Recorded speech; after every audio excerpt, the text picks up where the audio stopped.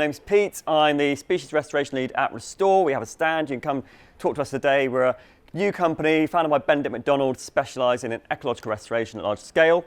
But we're also looking at species recovery, particularly of insects. And my journey in that really begun with the glowworm.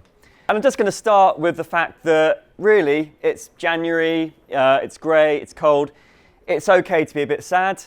But it's also okay to be a bit sad because this is the world we're living in. This was the image that came up when I was actually making this talk, and I don't think anything sums up the 21st century, potentially if you don't turn it around, than wildfires in Los Angeles while capitalism looks on behind it. It's all a bit depressing, and you know, it's cliche when you talk to nature people, isn't it? You know, you start so lovely, saying, "Oh, I saw a wonderful, great egret today." And everything's crap and going down the drain. Very quickly gets into a depressing state of mind. And this is another thing that rang up the other day. Just randomly on Reddit, there was a whole thread of what's quietly disappeared in the past 20 years. And the first comment on that thread was this chap, probably from America, talking about lightning bugs. His brother and I used to catch hundreds, put them in jars in the 80s and 90s when we were kids. Barely see any at night now.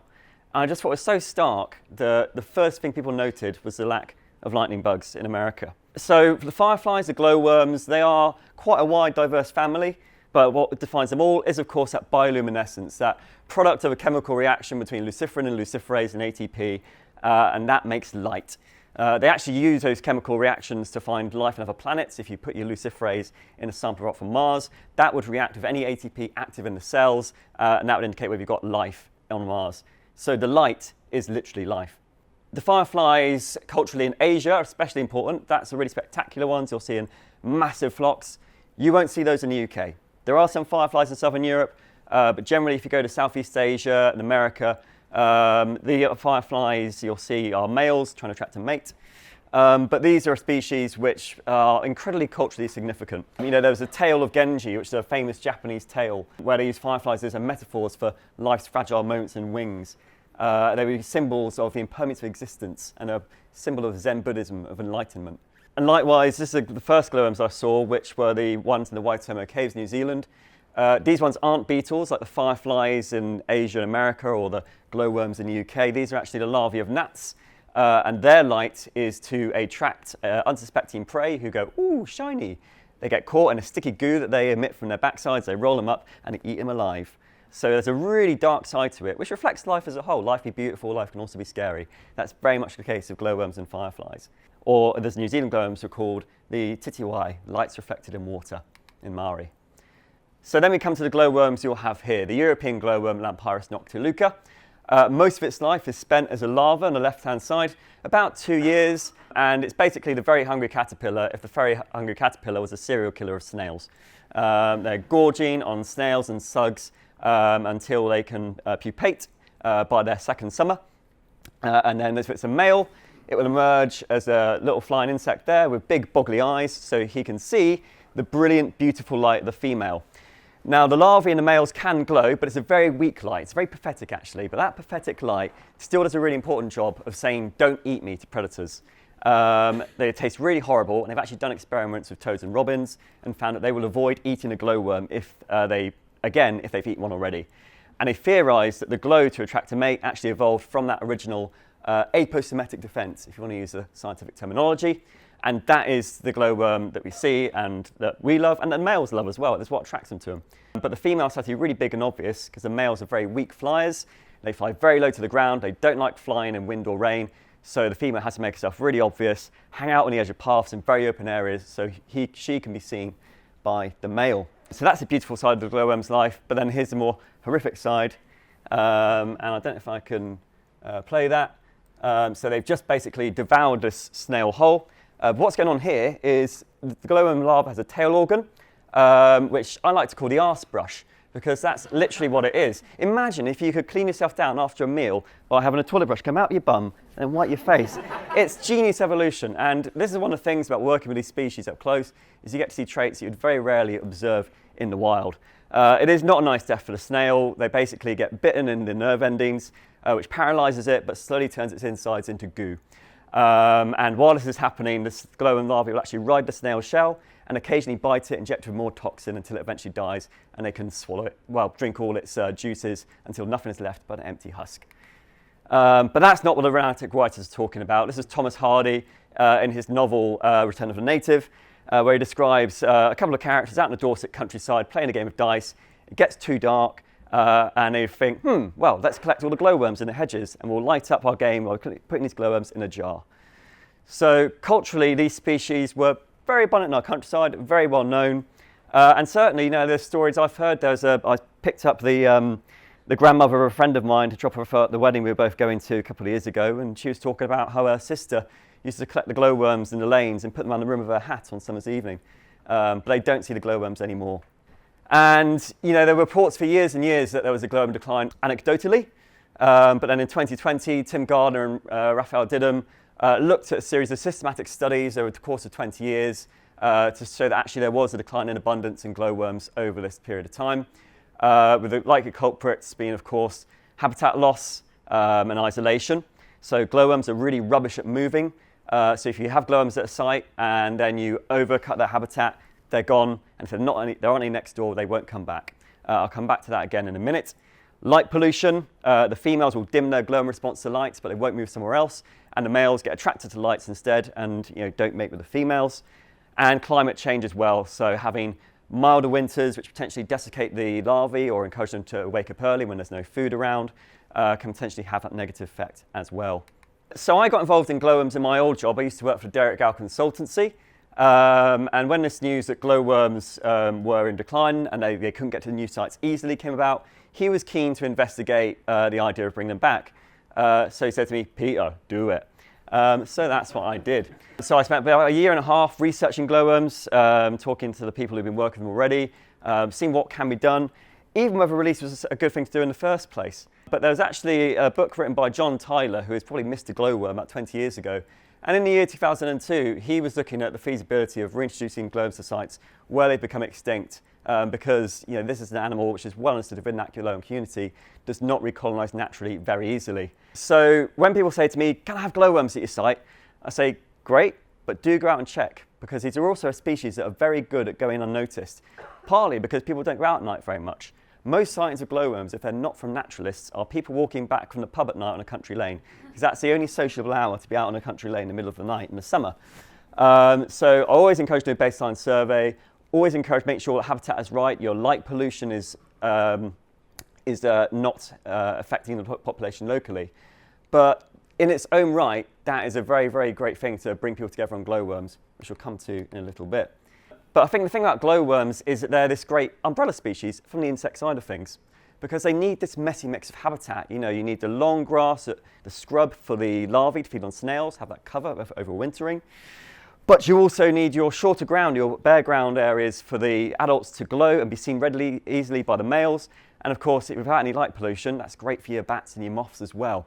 And particularly when we talk about local areas, the glowworm is something that can translate to people much more easily than just saying, "Oh, you've got to grow the grass long."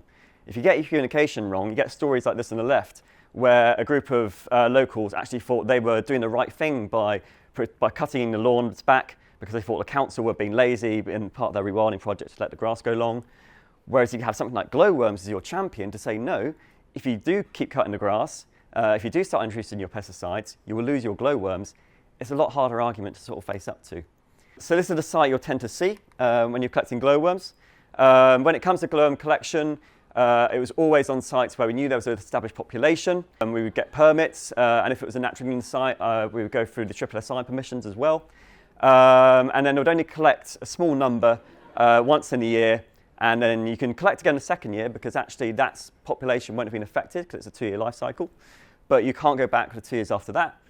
For the females, quite easy. You see them glowing, and yeah, there you go, scoop them up. The males are a bit harder, but they actually get very well attracted to light traps. So the red light, for some reason, attracts them more than the green light, which is strange considering the female has a green light. But in Italy, the Italian word for glowworm translates as prostitute, presumably because they like the red light. So that seemed to work out very well, and males swarm to it. So that's a good way of collecting your males. So the initial setup was in my flat. And this is based on a method by an amazing German biologist called René Spierling. You'll often find of a lot of these tricky species in captivity that some person would have tried a long time ago, didn't do very well, wrote on paper, can't be done, everyone else agrees with it. Rene, about 15 years ago, bred a few glowworms as a hobby, and he bred about 21 generations in about 18 years. And he had this amazing method of basically a Tupperware tub, but with cellulose sponge cloth to keep the humidity, but also ensuring there aren't any inorganic chemicals in it that can harm them. Core coca fibre as a substrate that's quite deep, and that cotton pad that covers the air holes, so there is still some air exchange, but ensures there's plenty of humidity inside. The humidity is really important for those young glowworms. They can desiccate very easily unless you get humidity right. I've now moved to a multi-million-pound facility of a shed, but actually, when you're dealing with these native insects, particularly at the moment, they're overwintering. So my current project, which I'm working with the Lower Ruhr Conservation Trust, I've got about 200 glowworm larvae overwintering right now. I check on them once a week just to make sure there aren't any significant problems, but obviously you don't want to disturb them, you don't want to be triggering them to come out and wake up too early. And in the summer we'll be fitting it with vents and a GPS fan as well, but it's in a really nice sheltered wooded valley in a community nature reserve. So I've also got a lovely volunteer team who are all being trained up on glowworm care and really help support this project. The first release site I did in my old job was a site in Hampshire, which was suggested to us. And we actually had to create a habitat to begin with. But they wouldn't have created this wilder habitat where we let the grass go long, we put in different seed mixes, we created log piles, we switched off the lights around the summertime, unless the glowworms were there. So when we talk about glowworms as this umbrella species, these people probably didn't have much interest in doing that until the glowworms sort of created the move to have a wildlife meadow in their space. The release itself is fairly innocuous. I think they expected lots of candles going out at night. When you release glowworms, really the advice of John Tyler and Rene is to release larvae when they're quite young, but after a period of head starting, so they've got some good development for them. But at this point, they're only about 3-4 millimeters long.